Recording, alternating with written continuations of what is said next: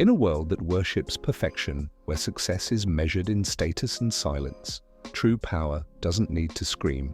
It whispers. It moves through a room without a sound, commanding attention without a single word.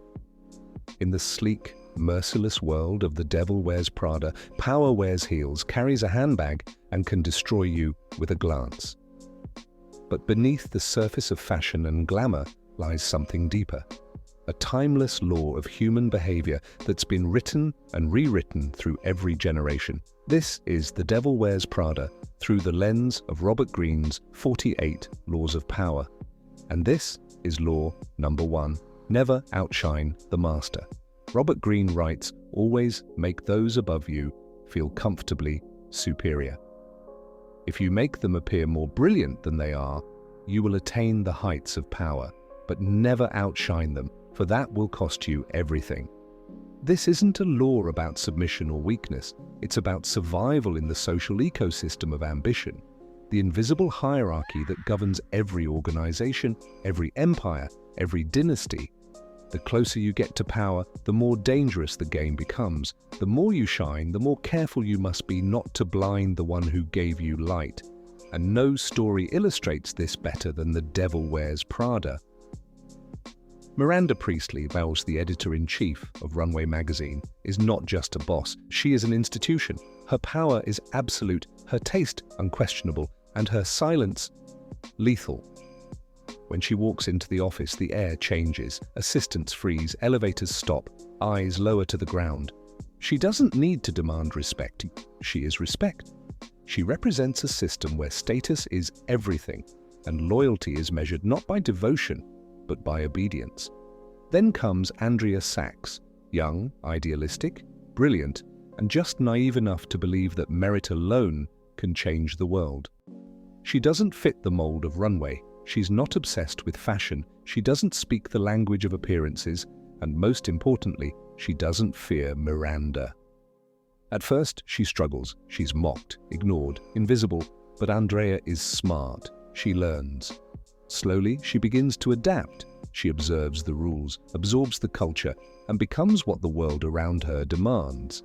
Piece by piece, she transforms. The girl who once rolled her eyes at designer shoes now walks confidently in them.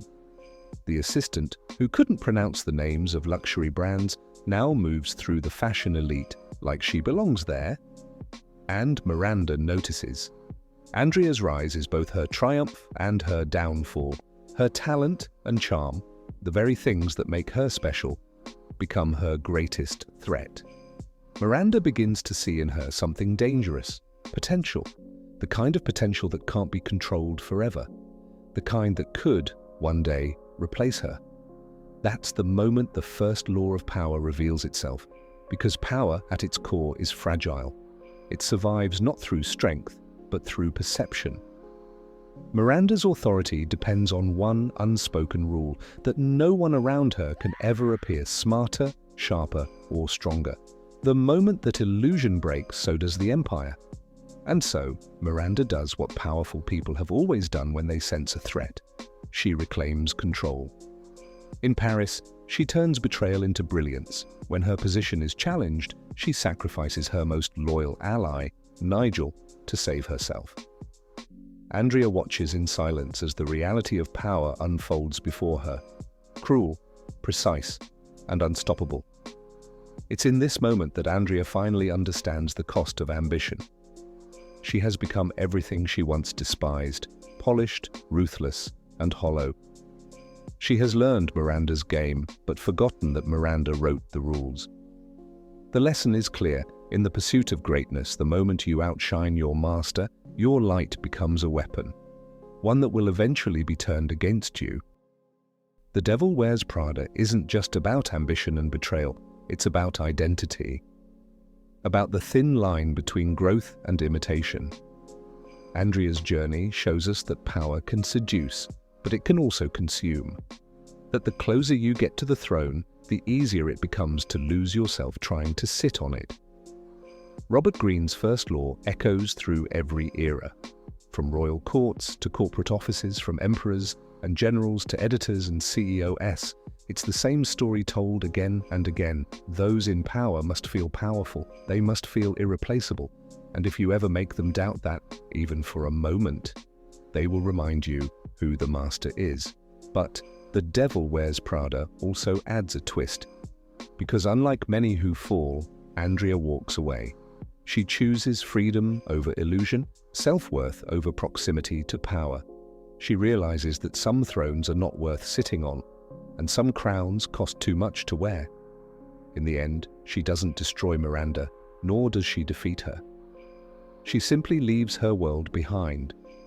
And in doing so, she breaks free from the cycle of hierarchy, ego, and competition. That is her real victory, because the first law of power teaches you never to outshine the master. But life teaches you something even more profound. Never dim your light to make someone else comfortable. The devil wears. Prada reminds us that in every workplace, every friendship, every system where power exists, there is a Miranda.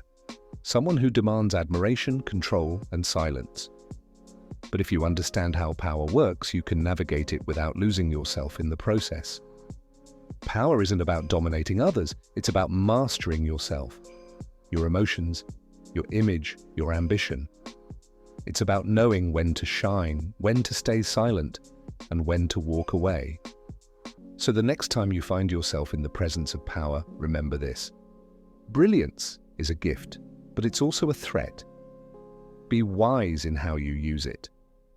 Make others feel secure in their importance, but never forget your own. Respect the throne, but don't chain yourself to it. Never outshine the master, but never lose the light that makes you you. This is The Devil Wears Prada, and this is the first law of power.